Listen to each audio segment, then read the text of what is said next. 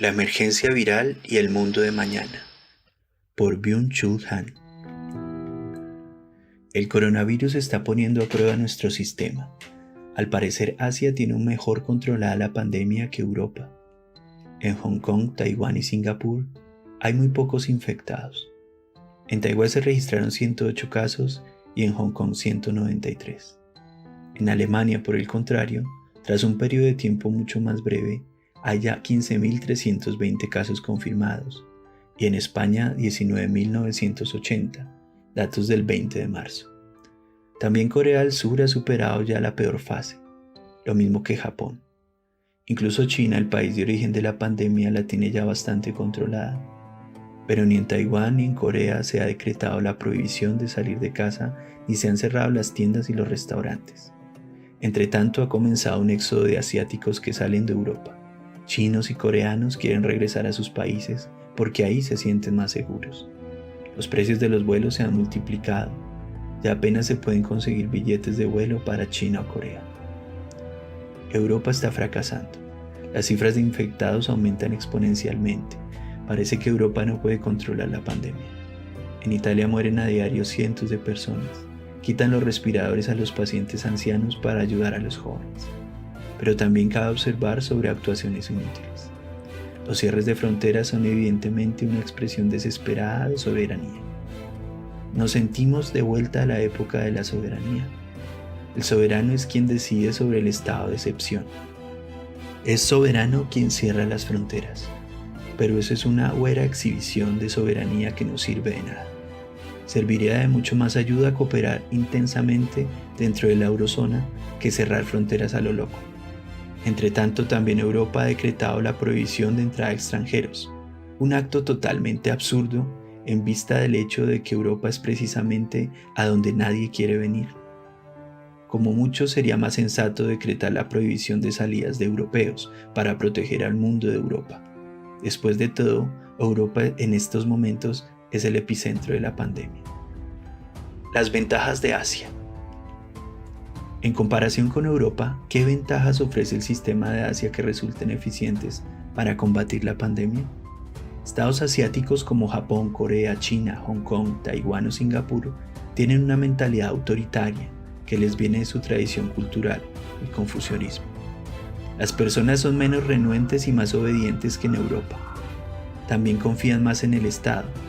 Y no solo en China, sino también en Corea o en Japón, la vida cotidiana está organizada mucho más estrictamente que en Europa. Sobre todo, para enfrentarse al virus, los asiáticos apuestan fuertemente por la vigilancia digital. Sospechan que en el Big Data podría encerrarse un potencial enorme para defenderse de la pandemia. Se podría decir que en Asia, las epidemias no las combaten solo los virólogos o epidemiólogos, sino sobre todo también los informáticos y los especialistas en macrodatos. Un cambio de paradigma del que Europa todavía no se ha enterado. Los apologetas de la vigilancia digital proclamarían que el Big Data salva vidas humanas. La conciencia crítica ante la vigilancia digital es en Asia prácticamente inexistente. Apenas se habla ya de protección de datos, incluso en estados liberales como Japón y Corea. Nadie se enoja por el frenesí de las autoridades para recopilar datos. Entre tanto, China ha producido un sistema de crédito social inimaginable para los europeos, que permite una valoración o una evaluación exhaustiva de los ciudadanos. Cada ciudadano debe ser evaluado consecuentemente en su conducta social. En China no hay ningún momento de la vida cotidiana que no esté sometido a observación. Se controla cada clic, cada compra, cada contacto, cada actividad en las redes sociales. A quien cruza con el semáforo en rojo, a quien tiene trato con críticos del régimen o a quien pone comentarios críticos en las redes sociales le quitan puntos. Entonces la vida puede llegar a ser muy peligrosa. Por el contrario, a quien compra por internet alimentos sanos o lee periódicos afines al régimen le dan puntos. Quien tiene suficientes puntos obtiene un visado de viaje o créditos baratos. Por el contrario, quien cae por debajo de un determinado número de puntos podría perder su trabajo. En China es posible esta vigilancia social porque se produce un irrestricto intercambio de datos entre los proveedores de Internet y de telefonía móvil y las autoridades. Prácticamente no existe la protección de datos. En el vocabulario de los chinos no aparece el término esfera privada. En China hay 200 millones de cámaras de vigilancia, muchas de ellas provistas de una técnica muy eficiente de reconocimiento facial. Captan incluso los lunares en el rostro. No es posible escapar de la cámara de vigilancia. Estas cámaras dotadas de inteligencia artificial pueden observar y evaluar a todo ciudadano en los espacios públicos, en las tiendas, en las calles, en las estaciones y en los aeropuertos. Toda la infraestructura para la vigilancia digital ha resultado ser ahora sumamente eficaz para contener la epidemia.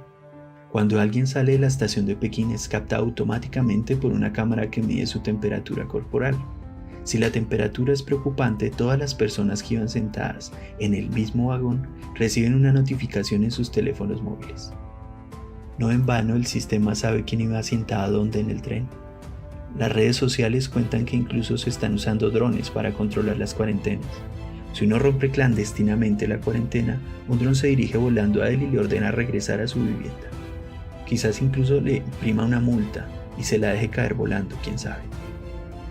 Una situación que para los europeos sería distópica, pero a la que por lo visto no se ofrece resistencia en China. Ni en China ni en otros estados asiáticos como Corea del Sur, Hong Kong, Singapur, Taiwán o Japón, existe una conciencia crítica entre la vigilancia digital o el Big Data. La digitalización directamente los embriaga. Eso obedece también a un motivo cultural. En Asia impera el colectivismo. No hay un individualismo acentuado. No es lo mismo el individualismo que el egoísmo, que por supuesto también está muy propagado en Asia. Al parecer el Big Data resulta más eficaz para combatir el virus que los absurdos cierres de fronteras que en estos momentos se están efectuando en Europa. Sin embargo, a causa de la protección de datos, no es posible en Europa un combate digital del virus comparable al asiático. Los proveedores chinos de telefonía móvil y de Internet comparten los datos sensibles de sus clientes con los servicios de seguridad y con los ministerios de salud. El Estado sabe, por tanto, dónde estoy, con quién me encuentro, qué hago, qué busco, en qué pienso, qué como, qué compro, a dónde me dirijo. Es posible que en el futuro el Estado controle también la temperatura corporal, el peso, el nivel de azúcar en la sangre, etc. Una biopolítica digital que acompaña a la psicopolítica digital que controla activamente a las personas. En Wuhan se han formado miles de equipos de investigación digitales que buscan posibles infectados basándose solo en datos técnicos. Basándose únicamente en análisis de macrodatos, averiguan quiénes son potenciales infectados, quiénes tienen que seguir siendo observados y eventualmente ser aislados en cuarentena. También por cuanto respecta a la pandemia, el futuro está en la digitalización. A la vista de la epidemia quizá deberíamos redefinir incluso la soberanía. Es soberano quien dispone de datos. Cuando Europa proclama el estado de alarma o cierra fronteras, sigue aferrada a viejos modelos de soberanía. No solo en China, sino también en otros países asiáticos, la vigilancia digital se emplea a fondo para contener la epidemia. En Taiwán, el Estado envía simultáneamente a todos los ciudadanos un SMS para localizar a las personas que han tenido contacto con infectados o para informar acerca de los lugares y edificios donde ha habido personas contagiadas. Ya en una fase muy temprana, Taiwán empleó una conexión de diversos datos para localizar a posibles infectados en función de los viajes que hubieran hecho. Quien se aproxima en Corea a un edificio en el que ha estado un infectado, recibe a través de la Corona App una señal de alarma. Todos los lugares donde ha habido infectados están registrados en la aplicación. No se tiene muy en cuenta la protección de datos ni la esfera privada. En todos los edificios de Corea hay instaladas cámaras de vigilancia en cada piso, en cada oficina o en cada tienda. Es prácticamente imposible moverse en espacios públicos sin ser filmado por una cámara de video. Con los datos del teléfono móvil y del material filmado por video, se puede crear el perfil de movimiento completo de un infectado. Se publican los movimientos de todos los infectados. Puede suceder que se destapen amoríos secretos. En las oficinas del Ministerio de Salud coreano hay unas personas llamadas tracker que día y noche no hacen otra cosa que mirar el material filmado por video para completar el perfil de movimiento de los infectados y localizar a las personas que han tenido contacto con ellos. Una diferencia llamativa entre Asia y Europa son sobre todo las mascarillas protectoras. En Corea no hay prácticamente nadie que vaya por ahí sin mascarillas respiratorias especiales capaces de filtrar el aire de virus. No son las habituales mascarillas quirúrgicas, sino unas mascarillas protectoras especiales con filtros, que también llevan los médicos que tratan a los infectados. Durante las últimas semanas, el tema prioritario en Corea era el suministro de mascarillas para la población. Delante de las farmacias se formaban colas enormes. Los políticos eran valorados en función de la rapidez con la que suministraban a toda la población. Se construyeron a toda prisa nuevas máquinas para su fabricación. De momento parece que el suministro funciona bien. Hay incluso una aplicación que informa en qué farmacia cercana se pueden conseguir aún mascarillas. Creo que las mascarillas protectoras de las que ha suministrado Asia a toda la población han contribuido de forma decisiva a contener la epidemia. Los coreanos llevan mascarillas protectoras antivirus incluso en los puestos de trabajo. Hasta los políticos hacen sus apariciones públicas solo con las mascarillas protectoras. También el presidente coreano la lleva para dar ejemplo, incluso en las conferencias de prensa. En Corea lo ponen verde a uno si no lleva la mascarilla. Por el contrario, en Europa se dice a menudo que no sirven de mucho, lo cual es un disparate. ¿Por qué entonces llevan los médicos las mascarillas protectoras? Pero hay que cambiarse de mascarilla con suficiente frecuencia porque cuando se humedecen pierde su función filtrante. No obstante, los coreanos ya han desarrollado una mascarilla para el coronavirus, hecha de nanofiltros que incluso se puede lavar. Se dice que puede proteger a las personas del virus durante un mes. En realidad es muy buena solución mientras no haya vacunas ni medicamentos. En Europa, por el contrario, incluso los médicos tienen que viajar a Rusia para conseguirlas. Macron ha mandado confiscar mascarillas para distribuirlas entre el personal sanitario. Pero lo que recibieron luego fueron mascarillas normales, sin filtro, con la indicación de que bastarían para proteger del coronavirus, lo cual es una mentira. Europa está fracasando. ¿De qué sirve cerrar tiendas y restaurantes si las personas se siguen aglomerando en el metro o en el autobús durante las horas punta? ¿Cómo guardar ahí la distancia necesaria? Hasta en los supermercados resulta casi imposible. Es una situación así. Las mascarillas protectoras salvarían realmente vidas humanas. Está surgiendo una sociedad de dos clases. Quien tiene coche propio se expone a menos riesgo. Incluso las mascarillas normales servirían de mucho si las llevaran los infectados, porque entonces no lanzarían los virus afuera.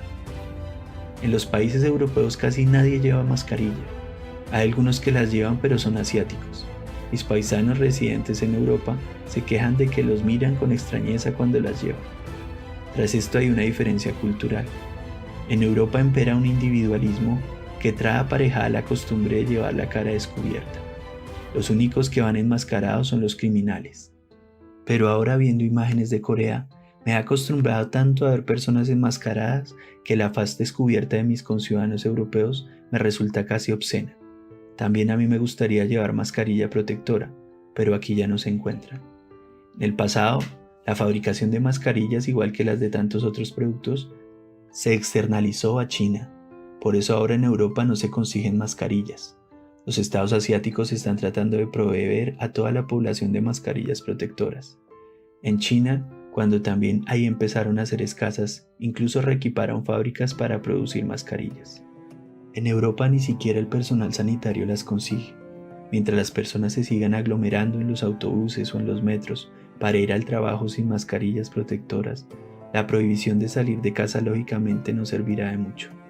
¿Cómo se puede guardar la distancia necesaria en los autobuses o en el metro en las horas punta?